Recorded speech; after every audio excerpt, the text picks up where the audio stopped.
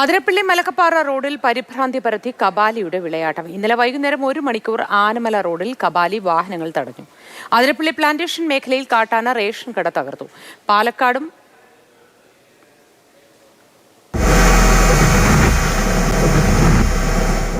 മലക്കപ്പാറ അടച്ചിൽത്തൊട്ടി കോളനിയിൽ നിന്ന് 2 രോഗികളെ താലൂക്ക് ആശുപത്രിയിലേക്ക് എത്തിച്ച് മടങ്ങിവരികയായിരുന്ന ആംബുലൻസിന് മുന്നിലാണ് ആദ്യം കബാലി എത്തിയത്.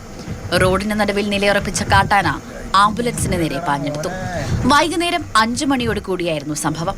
വിനോദസഞ്ചാരികളും യാത്രക്കാരും ഉൾപ്പെടെ നിരവധി പേർ 1 മണിക്കൂറോളം റോഡിൽ കുടുങ്ങി.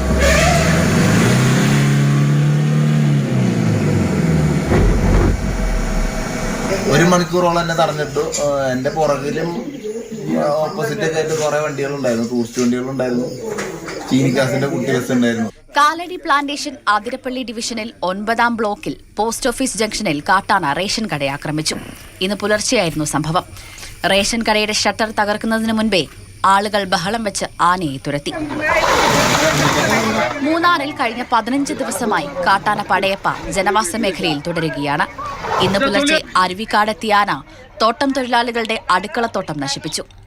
ആനയെ കാടുകയറ്റാൻ വനംവകുപ്പ് ശ്രമിച്ചെങ്കിലും പരാജയപ്പെട്ടു.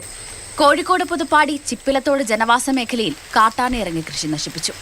ഇരുമ്പ് നെറ്റുകൊണ്ട് കെട്ടിയ വേലി തകർത്താണ് ആന റബ്ബർ തൈകൾ നശിപ്പിച്ചത്.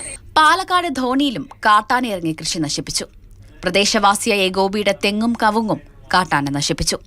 വിവിധ ബ്യൂറോകൾക്കൊപ്പം മാതൃഭൂമി ന്യൂസ്, തൃശൂർ.